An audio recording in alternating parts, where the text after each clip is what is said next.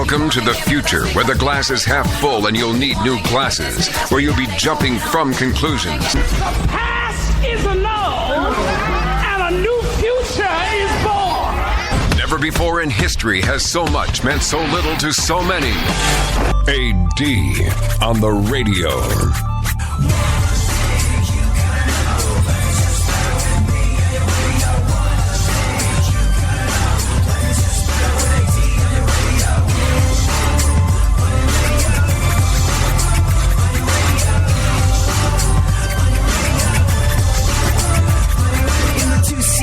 It's you and the senorita. Woofer blowing up the tweeter, cause it's me up in the speaker.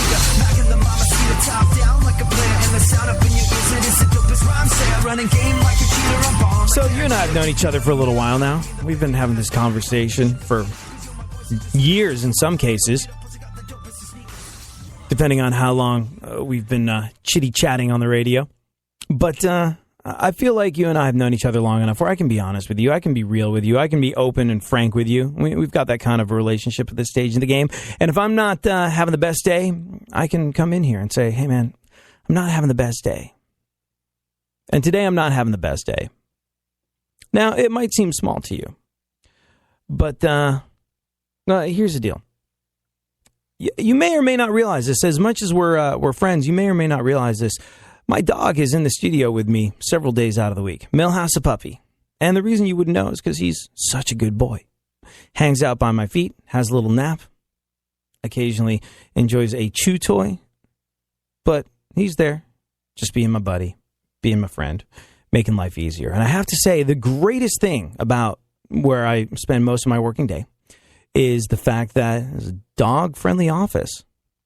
Never been in a place like that before. It's great. It's fantastic. It's such a morale booster for me. But, it's a real privilege, I think. So, I always bring my dog in and I make sure that my dog is going to behave itself. Always going to make sure that my dog's going to behave itself. My dog, Millhouse the puppy, and I'd love to take credit for this. I don't think I can. But Millhouse the puppy is immaculately house trained. Never has an accident. Perfect angel. Not really arfy. Has a nice little game of hall fetch before we go on the air. That stops him from joining in the conversation while I'm on the air. It's great. Bringing my dog to work, one of the best things ever. And I think if I needed to, I could get a note from a shrink saying, hey, this actually significantly improves this guy's life. It soothes his tortured mind, and it's tortured. I happily accept $150 an hour to delve into his subconscious, and it's not a pretty place. So his dog is good for him. And guess what? Dog also good for the people around him. It's funny. Salespeople, I think, are the same the world over. Like, you think of a salesperson, what do you think of?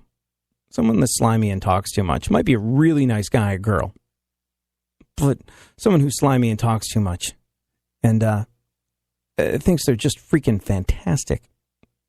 Thinks they're God's gift, when in fact they are an odious character that you would like to keep at arm's length and probably wouldn't trust to sit the right way around on a toilet seat. And I never really sort of had it more clearly illustrated to me why bringing my dog Millhouse in was a good idea than when a salesperson came waltzing up to me in the hallway the other day and was like, hey, man, what's the deal? Is this doggy daycare? So why do you bring your dog?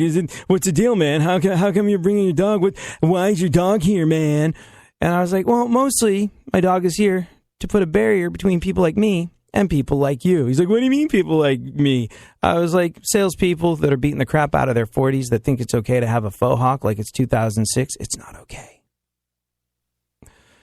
And he's like, I can't believe you just said that. I was like, if my dog wasn't here, we'd have many more exchanges like that. And so having the puppy Millhouse in serves a function. I love it. Love bringing my dog to work. It's the best. And like I said, if necessary, I could probably get a doctor's note that said it'd be really good for all concerned if AD brings his dog to work. Late last night, I get an email from the person that runs the building. I'm going to leave names out of this, saying no more dogs in the building. Why? Because of two guys in upper management.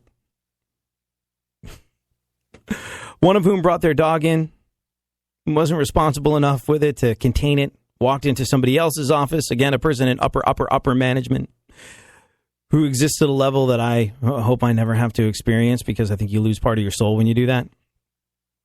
Walked into this other guy's office, and pooped in there. Other guy walks into the office, steps on what the dog has done, loses his mind, demands to have his office professionally cleaned, upsets the apple cart, ruins it for all of us, and now we are a dog-free building.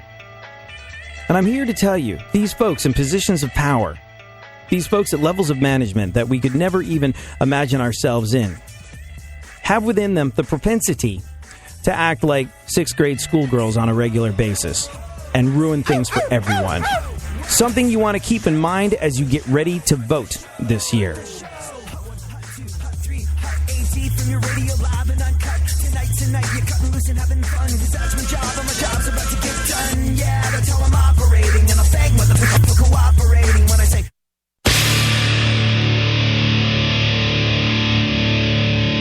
Where the left and right come together for fundamental truths. AD on the radio, on Twitter at ADSXE. Yeah, I do what I want, when I want, how I want. Every day you're going and working, running that rat race at that pace in that place will leave a bad taste for anyone, everyone working day after day. So buddy, I gotta say, for you, there's gotta be a better way. Yeah, and you do what they told ya. Company man, feel it, a mindless little soldier. How can you live like that and maintain your composure before it's begun? Your life's already freaking over. Yeah. So I guess the point I'm trying to make is that not being able to bring my dog in, my immaculately behaved dog that I take immaculate care of, that I recognize having around is a humongous privilege, and act in a manner that is according and respectful of that privilege, didn't stop two folks that are way more in charge than I am from ruining it for everybody with their inability to contain a situation. And like I said, these folks are at a level of authority that I wish to never have. It's just not a path I've chosen for myself in life. You don't want to. Some people really want to be the boss. I'm not one of them.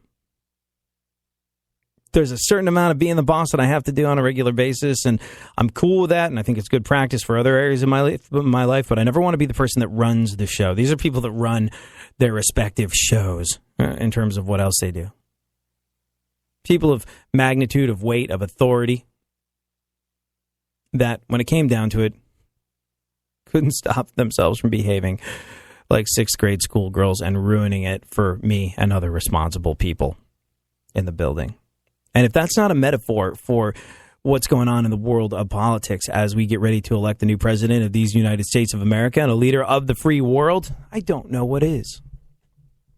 You might be a supporter of Hillary. You might be a supporter of Trump. You might be a supporter of Kasich. You might be a supporter of Cruz. You might be a supporter of whoever you are. But I hope that you're thinking, hey, I'll cast a vote. This person seems like they would probably be the best bet. I hope you're not so invested in them that you think that it's going to make a lick of freaking difference to your daily life when you get up and go to work in the morning, when you wake up and go, oh, what does my day involve? Who is in the White House will not affect that. You will affect that. We talk about this time and time again on the show. Talk about this time and time again on the show. But I think the point I'm trying to make here is that not only is a president not going to make a difference to your daily life 9 times out of 10, because let's assume for a second that they are kind and benevolent and smart and want to do all the right things by all the right people. Ultimately, it's you that's in charge of what your daily life looks like. You're the captain of your own ship. You write your own story, whatever metaphor you want to apply to it. It comes down to you. And that's assuming that the person that's in office is smart and together and is with it and knows what they're doing and has the best interests of humanity at heart. That's assuming all of the above. But let's just recognize that there are people that manage to climb their way to great positions of authority, of great magnitude, of great power. There are people that manage to get to these places that are little more than petulant children that really need a timeout. And so bearing that in mind, more now than ever before, as the field of potential candidates gets narrower and narrower. I think there was comfort. In the variety before we started losing folks. Marco Rubio's out of the game after having really, really lost his home state of Florida yesterday. Marco Rubio's out of the game. All the sort of like variety, the wild cards. Hey, maybe we're going to have something different. all the sort of, Rubio's young, Fiorina's a CEO and she's a woman, and Ben Carson is a neurosurgeon. He must be really smart. As we're starting to lose those wild card options and it starts to get whittled down to a little bit more of a realistic situation about like, okay, there's not that many people left in the freaking race. It's got to be one of these small handful of people now. I think I liked it a lot better when we were looking at a whole bunch of options and anything seemed like it was possible. And now it's seeming like things are getting closer and closer and more closed off. As we start to deal with the reality of that situation, bear in mind that once again, it all comes down to you.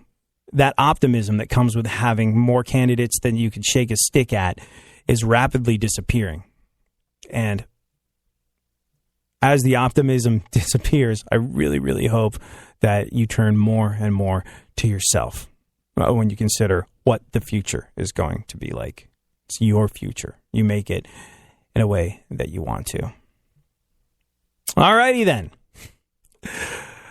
Let's take a look at the events of today in our segment, My Witness News. Funkhauser, how are you, and what is going on in the world?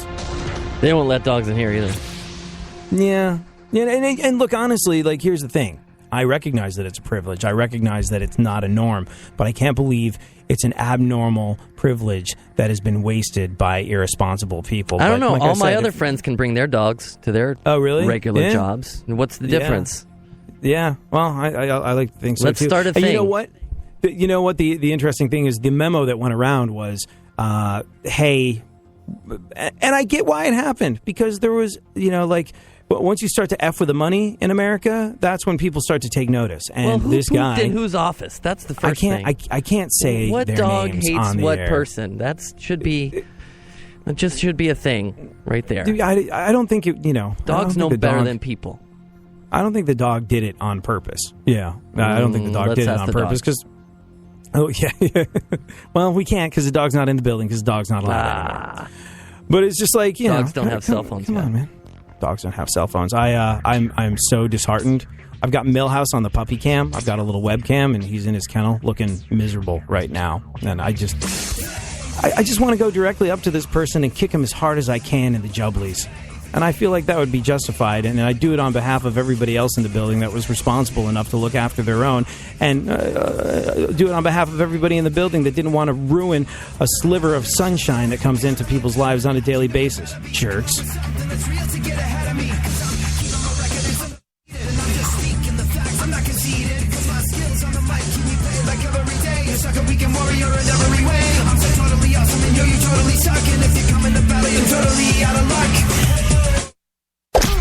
Don't get the blues, get all the news. We mean all of you guys out there in Radioland. All aboard! He's back. AD on the radio. Give it up, yeah. Give it up, yeah. Bring this on, come on, come on. That's the way you do what we do. That's the way you do what we do. That's the way you do what we do. You do what we do. You do what we do. That's the way you do what we do. That's the way you do what we do. That's the way you do what we do. You do what we do. You do what we do. Well, it's a new one. Here I come again, taking it back to the place where I'm picking up the pen. And before I started, you know how people tend to describe politicians or people running for some kind of office as being two-faced, and that tends to be a bad thing? They're two-faced. They flip-flop. They say one thing to the voters. They say another thing behind closed doors when they're cozying up to people with money and power. Generally speaking, that's regarded as being a terrible thing and a big problem. But in this instance, in this election cycle, I really hope that is the case with one candidate in particular, and I hope that is true. And that is weird because it's being used as a line of defense against this person's actions. Yeah, you got to understand.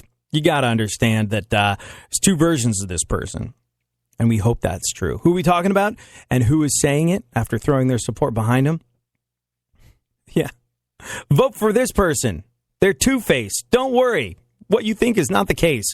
Really, they're much better behind closed doors. Gosh, I hope so.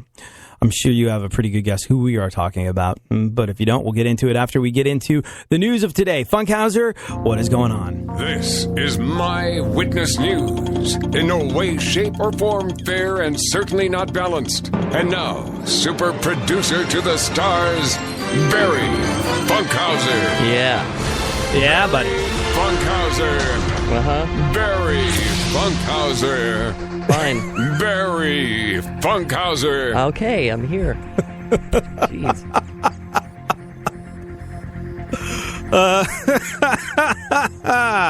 Oh, thank you. I needed that. Thank you, Shadow Stevens, our voice guy, the legendary voice.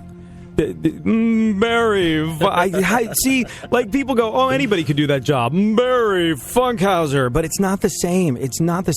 Our voice guy, Shadow Stevens, has lowered himself to be part of this show. And honestly, like, you know how you hear people's voices and go like, oh, that sounds like the guy from this. He is the guy from that. Whatever you're thinking you recognize that guy's voice from, you recognize it from. He's like one of the biggest voice talents on the face of the planet. And right now, he's like the best thing the show has going for it. Hey, this guy, because he's friends with Funkhauser, did our stuff for us. It sounds impressive. I swear to God, people like, so what's the deal with your show? Why should I have it on my station? I was like, oh, it's good. You know, ratings are super high in the markets that we're on in. I rule in every other job I have. I'm number one at everything I do. Trust me, this can bring in revenue and ratings for you. You should have this. And yeah, I guess it's just yeah.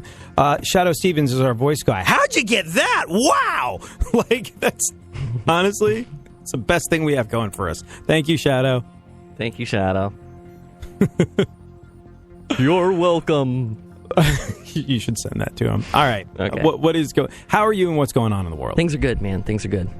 Good. Looking forward to St. Patrick's Day on Thursday. Are you going to go out? You're going to a burlesque show. Really? At some really swanky sports bar. Did you tweet out pictures of you at the old-timey tea dance over the weekend? Yes. I took part in a ragtime tea dance from 1916, right. Got myself a Cab Calloway jacket. Incredible. Like, where did you get those costumes?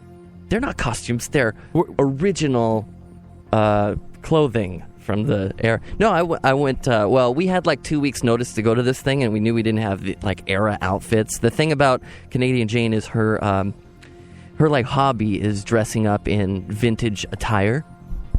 And a lot of her friends own these boutiques, and they have all this old clothes and stuff, so they like putting it on her and taking pictures because she looks kind of Victorian. But if you ever want to sort of like a window into a world of someone who has a more interesting life than yours, follow Funkhauser on Twitter because he's so unassuming. He's so unassuming about literally everything. But you'll be, Funkhauser, what'd you do this weekend? Well, it was naked gardening weekend, so I gardened in the nude. Oh, really? What'd you do this weekend? I got pranked by David Spade and Jay Leno. Oh, what'd you do this weekend? I went on a game show. What'd you do this weekend? I went on a reality show where someone tried to marry me off, but I dodged a bullet there because the chick is not so awesome. Funkhauser, what'd you do this weekend? Oh, I went on a private jet. Oh, really? Where'd you go on a private jet to? A porn convention. Wow. Anything interesting happened on the flight? No, nothing interesting happened on the flight. Oh, I forgot. Wait. I did get Bow Chicka Wow Wow style adult favors from an adult entertainer on the private jet. Funkhauser, you mean when we asked you how your weekend was and you said it was boring, you left out the detail that you had sex with a porn star on a private plane? Yeah, slipped my mind. If you want to follow a life more interesting than yours, follow super producer Barry Funkhauser at Funk FM. How he does it, not entirely sure, but it's wildly entertaining for all of us. I should run for governor of somewhere. I should be president of the United States of America. I have size 13 feet, big hands, and I'm really good at yo mama jokes, and apparently that's all it takes in this day and age to be elected leader of the free freaking world. Yeah. By the way, you know what big feet mean? Big shoes. Big disappointment for the girl when the pants come off and that particular myth turns out to be untrue. But I do have big feet and big hands. All right. Go on, Funkhauser. What else? Harrison Ford. He's going to be 77 years old when the new Indiana Jones movie comes out in 2019. Yeah, like everybody was so excited at seeing Harrison Ford reprise his role as Han Solo in the new Star Wars movie that it got Harrison Ford and Steven Spielberg thinking, what if we do another Indiana Jones flick? And they did. It's crazy. But you know what? It's something that everybody wants to see. Everybody totally bought into the idea of him as Han Solo. It was great. So why not Indiana Jones? It'll be called Indiana Jones and the 4-hour Cialis-induced. I can't say that on the air. Never mind. Hopefully you'll visit me in the home. 77 years old. In this one, the giant boulder he runs away from, probably going to be his enormous prostate. What else? Metallica guitarist Kirk Hammett is writing a horror movie. Yeah. A horror movie. Yeah, he's got like a huge collection of horror memorabilia, like so big that he loans it out to museums and stuff. He's a huge horror fan with a lot of disposable income. So he has tremendous affinity. He has infinite affinity for the genre of horror movies, and he's got this massive collection of stuff, and he's all about it. So he's finally getting to write his own horror movie. I believe the working title is I Work with Lars Ulrich. I kid. Lars is a wonderful human being. I like Napster now. Go on, what else? The most followed person on Instagram is Selena Gomez. Oh, yeah. I'm turning in my internet card now. Selena you can Gomez. have it back. Yeah. I know Selena Gomez is a person, but I wouldn't know her if I saw her on TV. I'd just be like, which one is this?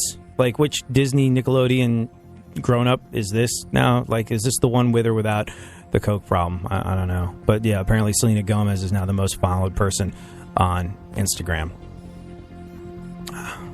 I think the problem is, the reason why you're turning in your internet card, Funkhauser, is you're behind the times. You're over the age of 30, so you still prefer to follow folks like Selena Gomez the old-fashioned way.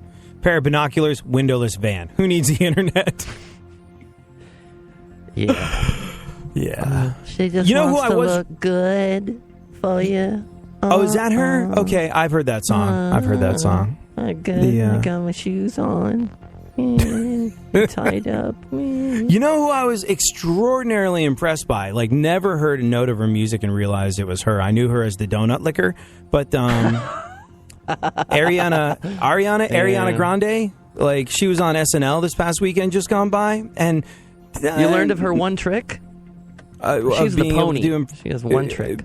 What, being able to do impersonations? Mm-hmm. And to point at her brother. Look at my brother! I didn't see her point at her brother. But the impersonation thing was extraordinarily impressive. And not just impressive because she could really sound like Shakira. But, like, to be able to sing like Celine Dion, like, the girl has some serious pipes. And when she sang live, I was like, nope, that's her. That's her actually singing. I was very, very impressed. Like, couldn't stand the music that was being created. But I was like, you know what? It's actually kind of nice to see somebody getting up in this game that does have a phenomenal voice. There's so many people that can't sing that are making great careers out of singing. That I was like, okay, you know what? This one, not that anybody cares, but I'm going to give this chick a pass. I threw up in my mouth a little bit just now. Yeah, well, I will refer you to your comments. I found where we disagree. Really? Not so into it? No, she can do things that I can't say on this. Go look at Donut somewhere else. Big jerk. All right. Go on. Jeez.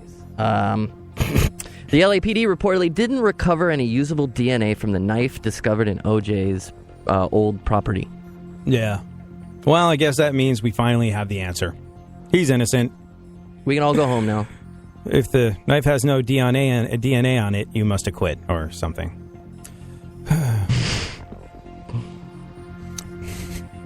It's amazing how far we've come all these years. O.J. Simpson's all over television. There's a Clinton running for president. Like I said, times have changed. I can't get enough of that show, People versus O.J. Mm-mm. Oh, I haven't seen it yet. I don't think what is it, on Showtime? No, it's on FX, I think. American Horror Story, same channel. But it's very bingeable. Like, once it's all out, there's only, I think, 10 episodes, and there are like 6 or 7, so... But you know how it ends. Yeah. But we were there, like, I was in high school, I think just getting into high school, watching that trial for months and months, so it's fun to see what they cut out. The good stuff that they recreated. It is kind of an interesting paradox that people are so. And in the last one, freaking- they said the F word in there. I guess you can say you can cuss once in each one. Oh, really? Yeah, I don't get that. It's so interesting how they have these limits. Yeah. Like, what the... Okay, you what's get gonna- one. I wish we had one. Yeah. Why is the FCC all of a sudden Eastern European? Like Vladimir Putin running our broadcast stuff. Okay, you get one. You get the one there. You say one F-bomb, then we go find moose and squirrel. I disavow, okay? Oh, gosh. All right. What else do you got? A rugby player had his penis partially torn off during a game. Yeah. Me and Christian James Hand, who was on the show a little while back, a fellow Englishman that wound up living in America, we were talking about this. We both played rugby growing up, not football. And you know what people don't get?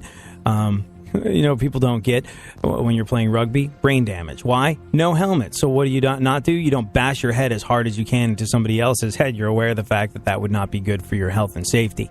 So a lot of people have been assuming that rugby is actually a healthier game to play. As much as it's 8 million times rougher and you play without the sissy Mary pads and helmets, it's actually, in terms of being brain damaged or not, as those sports go, a little better for you. But maybe not so much anymore. Rugby player had his junk partially torn off during a game. And that sound you hear all over America is people going, yeah, I think I'm just gonna play football and take my chances with the concussions. Thank you very much. Go on. Stephen King may have predicted the rise of Donald Trump with a politician in his 1979 book, The Dead Zone. Yeah, lots of people talking about this. Like, did Stephen King adequately predict the future of America in a book that came out in the late 70s? I wonder if my dad knows. He reads Stephen King. He looks exactly like him, too. Oh, no kidding. I ran into Stephen King in New York City in Times Square like a couple of years back. I'm just like walking around and I'm like, and Times Square, for those that have never been there, is like, it's the center of New York City in a lot of ways, but it's also the tourist hub of New York City. It's like you can tell it's a tourist hub of New York City because there's like a Hooters and an Applebee's in Times Square and a Denny's. It's just like, really? You're going to come to a completely different city and you're going to go to Hooters, Applebee's, and Denny's? But guess what? Line around the street for all of these places. Maybe it's actually indigenous New Yorkers eating that food, ironically. I don't know. I do know this, though.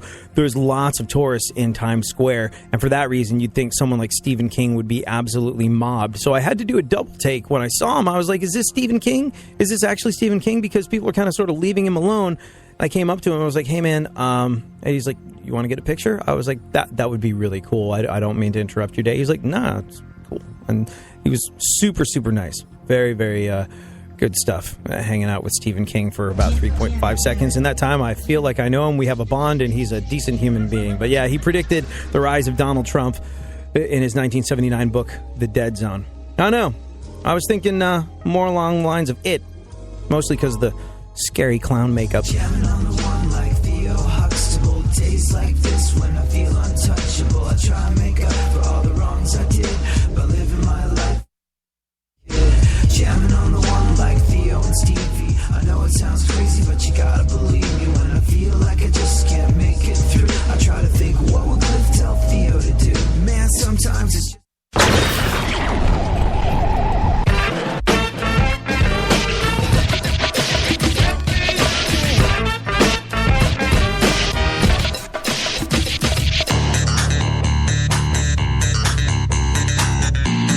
Now, more AD on the radio. back once again, the ill behavior, delivering and giving you my musical savior. Back once again, it's your boy AD again, nobody rock a party better than me. Back once again, the ill behavior, delivering and giving you a musical savior. Back once again, it's your boy AD again, nobody rock a party better than me. So I don't know about you, but I've always been a fan of the idea of one-night stands.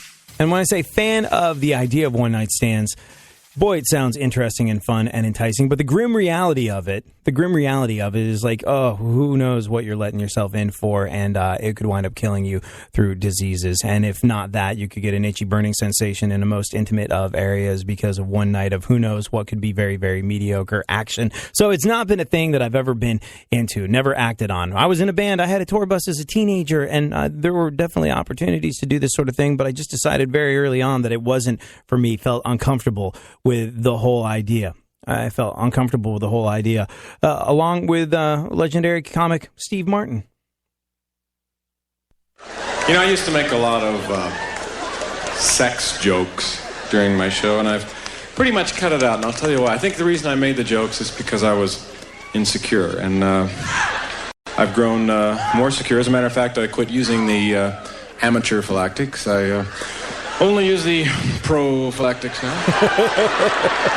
Actually, that's a myth about entertainers. You always think you meet girls, and you don't, because here I'm in town for 9 days, and you don't have time to get to know anybody, and I'm not into that one-night thing. I think a person should get to know someone and even be in love with them before you use and degrade them.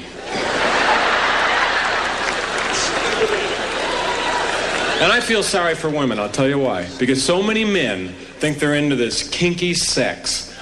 And I wouldn't have said that, but 6 months ago I met a girl, and she was taking singing lessons, and her coach, 84-year-old guy.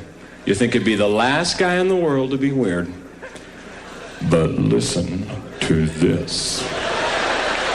He kept wanting her to sing from her diaphragm. I mean, that would take years to learn that. Speaking of using and degrading, we'll discuss Ben Carson's endorsement a little later on in the show. Right now, though, let's continue with what's going on in the world of news. Funkhauser, what else is going on in the world of news? The New York Times published an in-depth interview with a man who works as Donald Trump's butler. Oh, well, it's good to see they're talking to Chris Christie, even though he's not in the race anymore. What else about Donald Trump's butler? Get me out of here, quick. Call Putin. Donald Trump's butler says Trump does his own hair. Right. Yep, Donald Trump's butler says Trump is responsible for his own hair, which sounds impressive. But when you think about it, how hard is it, really, to stick your head in a cotton candy machine? Go on. I have a story from... Oh, God, I love it when we get news out of Eastern Europe. Dracula's castle in Romania is for sale. Yeah, they're selling the most famous blood-sucking vampire of all time's castle. No word on how much Dick Cheney wants for it, but it'd be fun to own. Go on. There is a blood shortage. It's because of Cheney. Russia.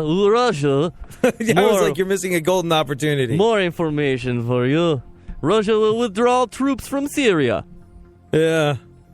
You know you're in a crap hole when even Russians are like, I want nothing to do with this place.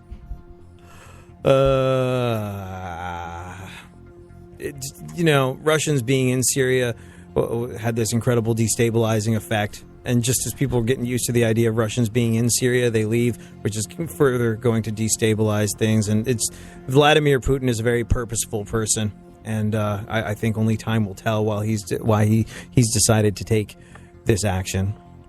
We'll wait and see how this all plays out. But update your Putin scorecards. Go on. Donald Trump says he's surprised by all the Hitler comparisons he's getting. Surprised. Yeah. See, like, he does this thing at his rallies where he asks people to pledge that they will vote for him. Which, look, it's a job interview. What he's doing is a job interview. You're not supposed to... The argument is that you're not supposed to pledge allegiance to a person. You're supposed to pledge allegiance to a country or a flag or something of that nature, and that this is a little preemptive and a little weird. On the other hand, look... This is something that I don't have a problem with. Donald Trump saying, like, hey, do I have your word? Like someone going, can I count on your vote? He's going one step further, being like, hey, will you pledge to vote for me? And that creates an ethical contract in a person's mind. It really does. Like, I get what he's doing. I understand why people are saying, like, oh, it's demagoguery. He was having people pledge allegiance to him. But he's just trying to do everything he can to seal the deal. But what happens is he asks people to put their right hand in the air and pledge allegiance to him, or not pledge allegiance to him, pledge that they will vote for him. And when you take a picture of that from behind, you see Donald Trump looking angry on a podium and a bunch of people doing something that looks a whole lot like Zeke Heiling. And he's surprised by the Hitler comparisons that he's getting. Go figure. I guess he did not see them coming. Go on. Steven Tyler's dating a 28-year-old. That jerk. Yeah, Steven Tyler from Aerosmith dating a 28-year-old. You call him a jerk? You don't think he should be dating 28-year-olds? Yeah. Because that line, I was crying when I met you because you were a baby. Steven Tyler dating a 28-year-old. I wonder what it's like to have records like significantly older than the person you're having sex with. Like, I've got albums, hit albums from like 15 years before you were born. But I understand how this happens. I get how Steven Tyler winds up dating a 28-year-old. He's got the greatest pickup line of all time, Funkhauser. I'm Steven He gets to go up to a girl and go, hey, I'm really rich and I'm gonna die soon. And that works for some people. Yeah, not for me. Yeah. They're like, liar. Yeah. Well, you know, you're clearly broke, but in the picture of health and vitality. So you have that going for you. And when I say you're clearly broke, it's because you produce this show, and it's not like I'm bringing in any money. Sorry, dude. Thank you for the excellent job you do. One day, I hope to pay you the untold thousands of dollars that you deserve.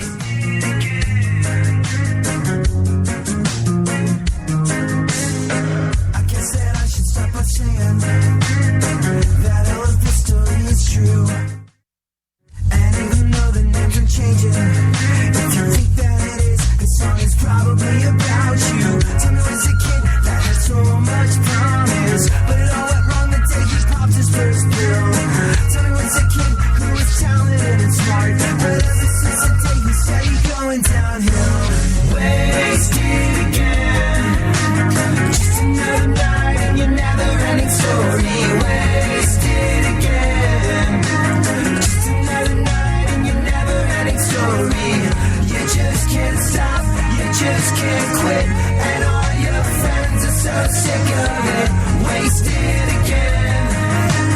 Just another night in your never-ending story. So tell me, do you remember all that lying to your friends? Like when you stole my guitar and you sold it so you could eat that Vicodin. How does it feel to be knowing that you let everybody who cares about you let them down? So he doesn't even know he's kidding himself about why no one takes his calls or ever wants him around. Wasted again. Just another night in your never-ending story. Wasted again. Just another night in your never-ending story. You just can't stop. There's something happening here, and you should know what it is. The Dumbing Up of America. Now, more AD on the radio.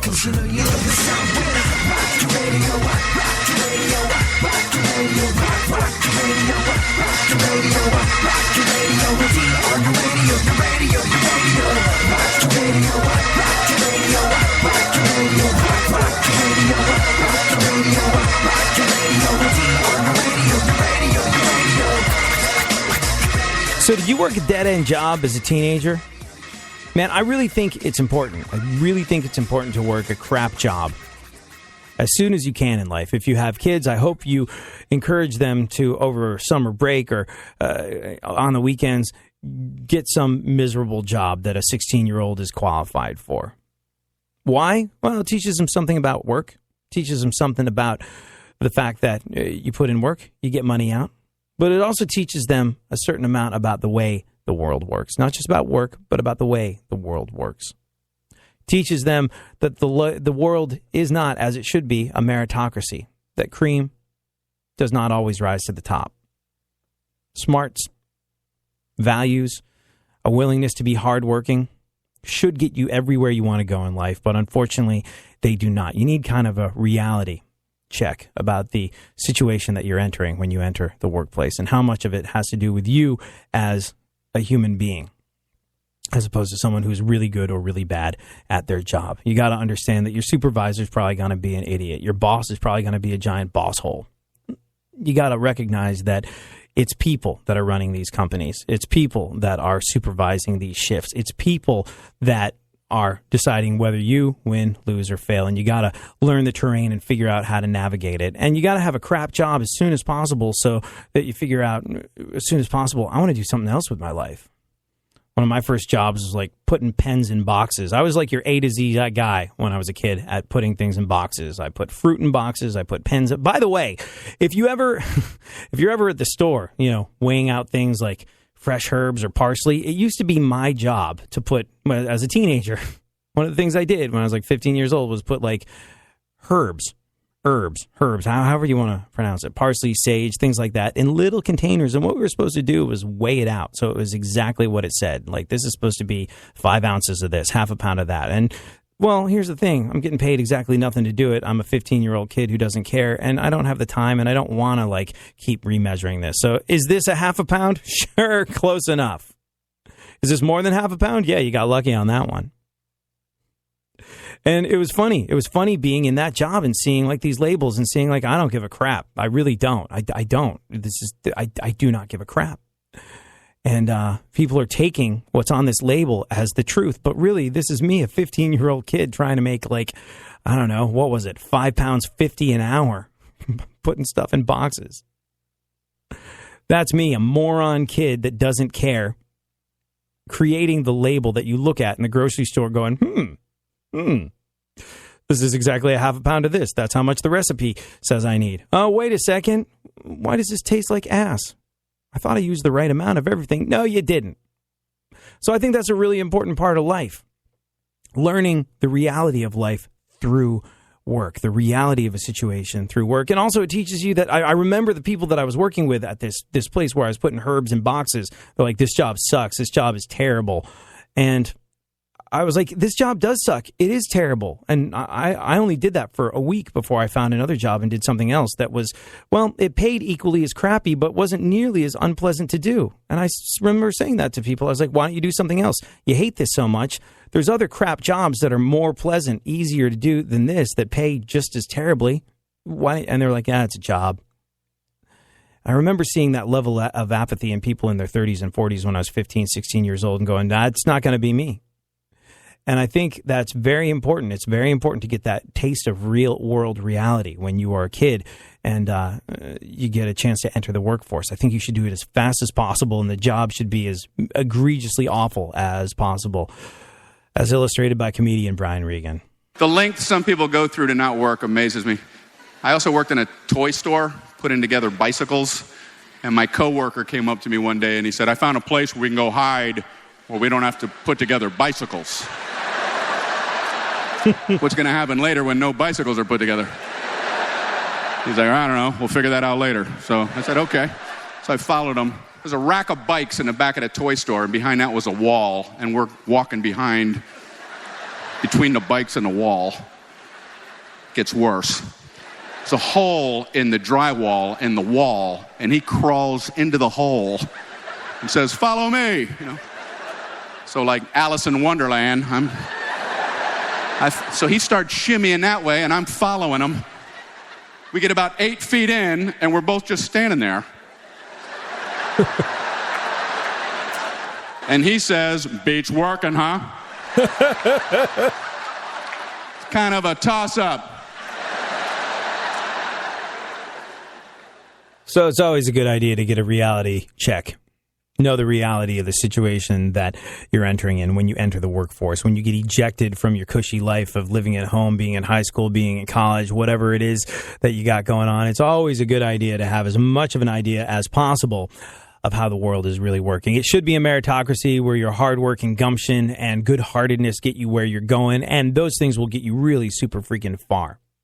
You don't always get what you want, but if you work really hard and you're kind, great things can happen to you. But it's also worth recognizing that Yeah, the world is not the pristine. The world of the workforce is not the pristine, well-oiled machine a lot of people would have you believe that it is. And that goes for the world of politics as well.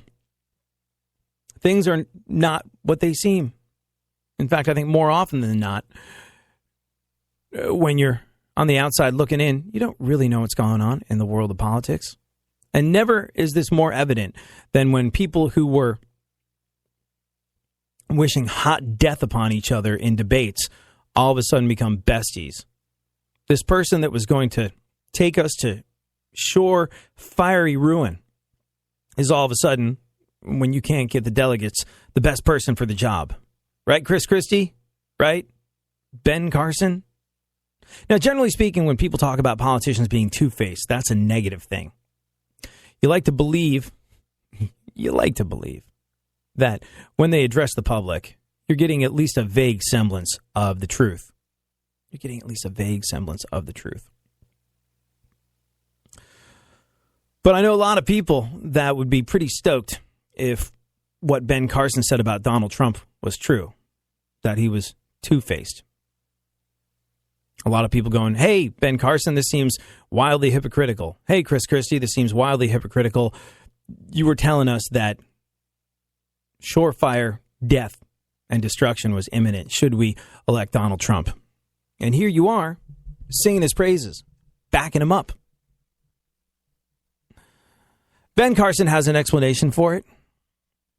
Ben Carson has an explanation regarding why he endorsed Donald Trump. He said, I needed to know that he could listen to other people and he could change his opinions, and that some of the more outlandish things he said, he didn't really believe those things. So Carson implies that the reason he's endorsing Trump is because Trump admitted to him that some of the more outlandish things that he said, quote unquote, he didn't really believe them.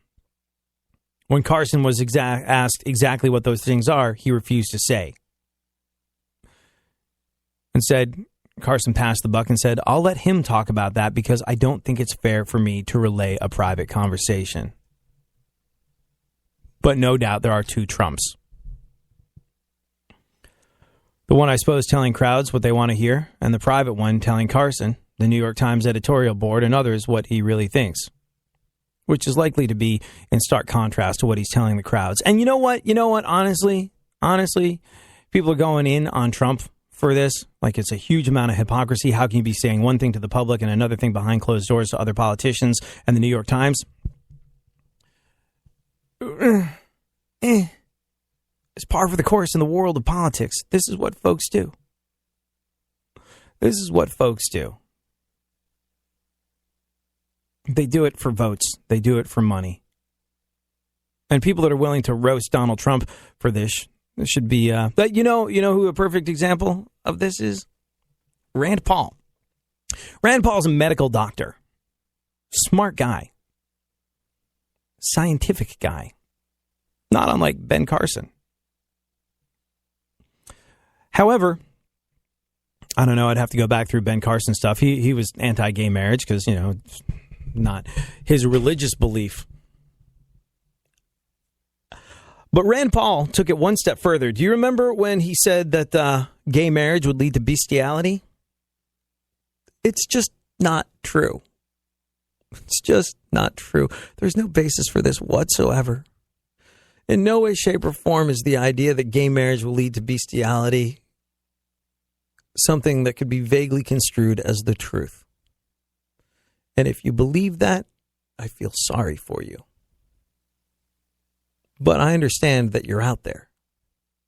Because there's an awful lot of people that believe things like that. And that is why someone like Rand Paul would have said that back in the day. Because he knows to secure campaign finance, to secure early support, he's got to go in and hardcore appeal to people that put the Bible before reasoning things out for themselves. Now, look, if you're like me, and this is kind of heady stuff, but if you're like me, you believe that we have been pre-blessed with everything that we need to cope with anything the world can throw at us. We've been pre-blessed. That exists already. We have been given all the tools we need to deal with anything that life can throw at us in our hearts and in our minds. That is the gift of our Creator. That's what I believe.